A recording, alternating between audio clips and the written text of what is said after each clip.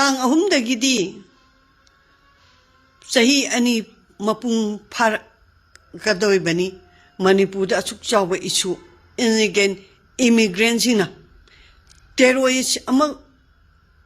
oina India government na amadi Indian sentence processing na baking tauraga mitai da ka Manipur thugai na ba mitai gi yangen charu thudek na ba mitai genocide tong na ba hona pa do sahi mapung sahi ani phar abani matang jida inda thamjaningi badi sahi ani gi kai ningjang ba kai haigedam no observation haigedra celebration haigedra natraga sahi ani surak pajida ai koi nahong na imai ba Manipur kanda dia de haidana adugumba mathong huktaba India government gi thokshin gi mayokta ai koi khongjang kaya changjang ga dabani na lup kaya na sini tawbagi di lup sing ado punsan ga sugumba yamna aruba matam sitadi lup sing do punsan ga India government gi mana pangi ba tok hanari ba tasan nadri ba kang ki irang onthoi ba phuru khatnan bagi onthoi ba achukam kuki again immigrants sing aduna angang thani pan da subo bo hatana samjaro ambi amuk na bakitang he singdum ama kakhat pada hekta masa thiba khangdana hatok piraba khoting che mayumda tummada tumminge da hatpa amadi singjanmada hatpa khoting ma Malem sida terrorist ama oibagi thauda jingdu dagi henna thabak tawraba jipo India government na hawjik phawba phaireng tureng ngangdana meire ibase masi mana tahanba asum nabagi damakta sinbi rangbi ribasingna matang sida ti punba yaina kari gino amana kadai de nom tawni amana amada tawni amana amada tawni adu ergadi kamana India government na madu tag doibano amadi momentu henba terrorism again immigrants duna kamana usit ka doino ba sigi matang jin di punjan majaina aduga political party singjo amata punde mana thopa ngangana dum akoi ngaire dana bai adu orgadi kamana akoi mai paket doibano kamane unity sagat pa habi sugum bazida sagat kadaba natro adu sagatre loina kadukan dawre aduga maduda yaw ba piu haidana ba yaw ga doiba akoi maira pa bi nu pi singju ima ibeng khuding ma akoi oina mak ngawre amana ju hai Sibo hongna bro ba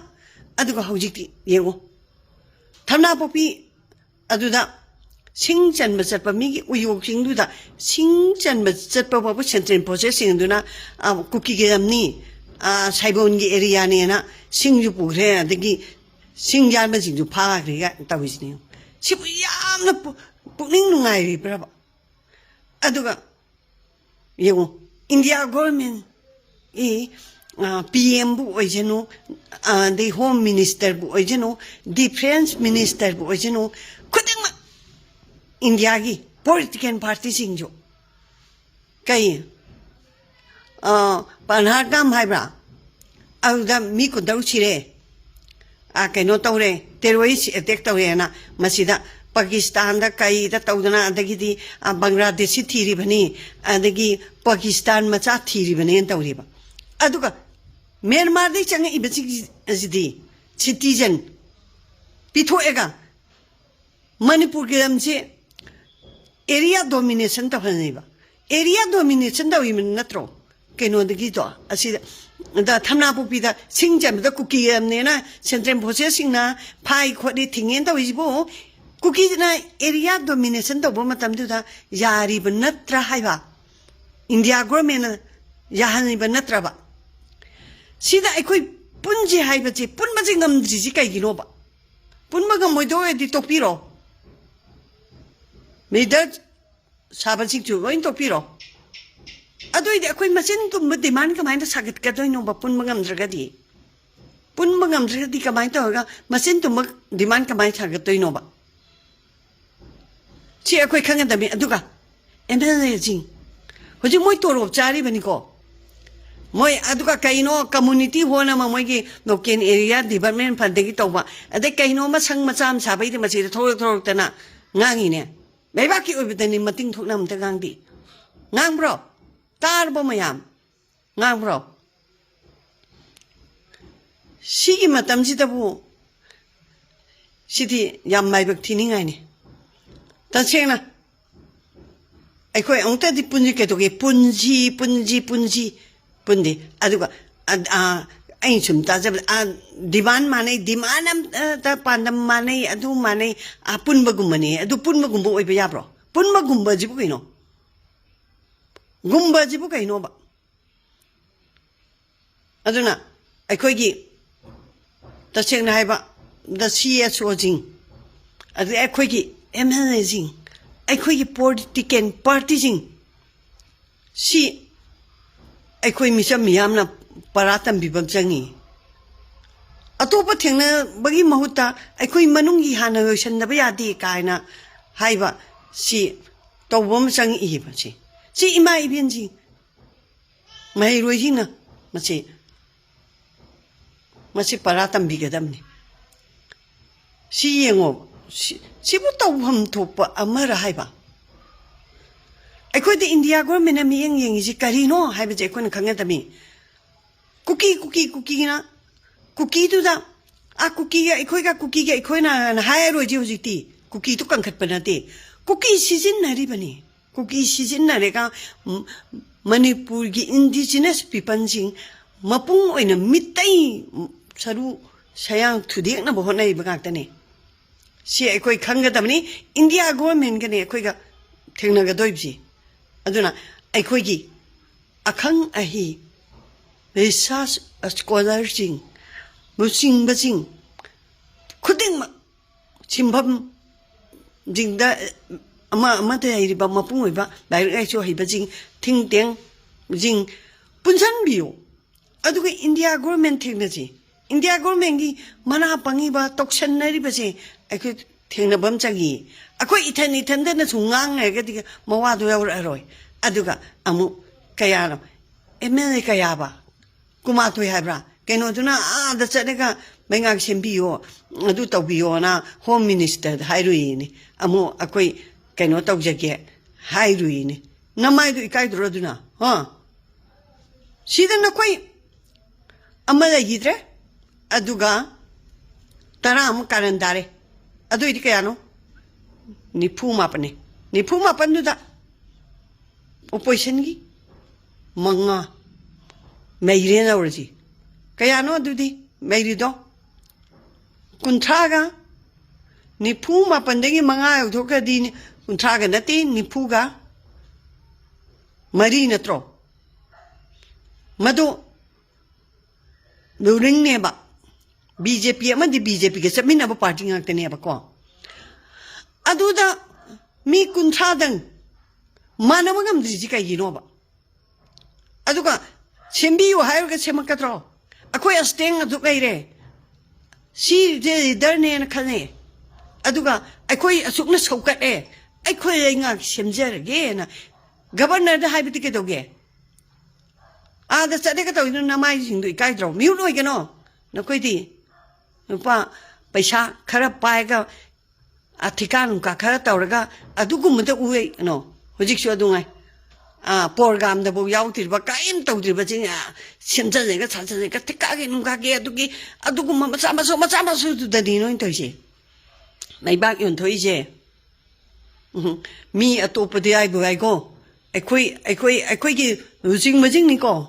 ai gi losing ma jing ni si mi am ju khang ga da ba ni si ai khang ma changi ba aduga naina bam changi ki da bam changi aduga matam bunang da thaba am taw ju isagi kut ba hong na ba isagi choi ho da na ba isagi kapam yang tana apik bang wakan tu da hekta ondar ketika kita bang nama bakun tu tu siapa hongna berapa hujung yang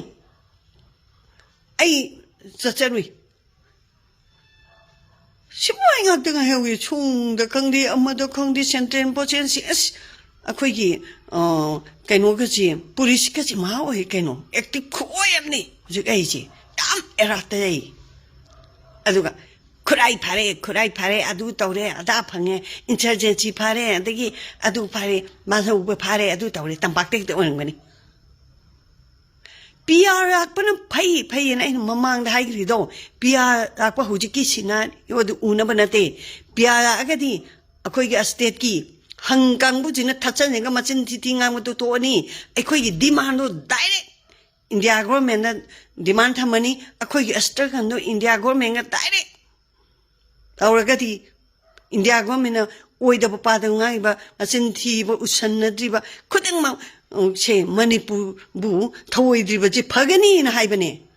adudi sab mane hujiti akoi kaisu tawdi akoi demand tawdi hoji yango social media YouTube khangdi and Facebook khangdi phau yadri pogoi che biga thaban chong biga jagoi sabi ka ngata ngai re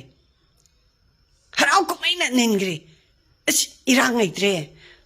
kukina no mai kha kapak tre ba loire khala mane ningre sibo hongna bro si kitang yu khanda ji dana si kita jung khanda ji wai mi gi kaino da interest tu da aina yamne yecha ba che yeba gi wadi nati thingba gi wadi nati mafam matang kitang cha di hai bani da si khangdri ba kai gino si khangwam thoktro si kangbam thoktraba aduna tarik ahungi makadoi ba tang ahungi geji si akoi masak thokpa ma tawgadab ne auda ne ba amana kai yumnam kuno du tawni amana kumana bakta haibra kangjai bug da tawni amana kadai de nom tawni amana kadai de nom tawni sibo hongna braba sibo akoi gi kenogi kainora ba kari khomjom de guma pangthokpa adagi 15 August 13 August pangthokpa ma ba sibo natiko CD irai ba kan ge ba CD huju phongmong chai ba PR manung da chu angang mangi ba asigo mayam ji kannam gi da mitin doine ba mitin tin doine ba madugi thoram ne ba mauda tawgi bado ki again immigrants in kurai pai ba ching yum mai tharega tawgi ba dagi genocide chatar ki ba aduga kari kun mun hau ba yum mai tha ba khuding ma do madu ningjang ga ai khui da no hong na irei ba ngsi ba gi adugum ba madu da michang changi ba madu gi po ta na sin be India government thengna na bagi dama I hab ka doine ba tai ta ahum hai basi adu amada ju amatawi amada ju amatawi amada ju amatawi hai sibu kai gino ba si punsan mangam dri ji kai gino ba si punsan da kaya mangna ge na koi kaya mangna ge ba sibu kaya mangna ge ba adu ga political party sing ju thangai chengna ai ya jening de ai thangai cheng ya ning de punsanji habi da punba yadi adi macha macha gi phirep chu utpangam de thamoi sing de haibani da thamoi sing na je ba punam pu kai khum na jari ai yang ngang jeni ai yang pen de tu ai matang de ten jan jagi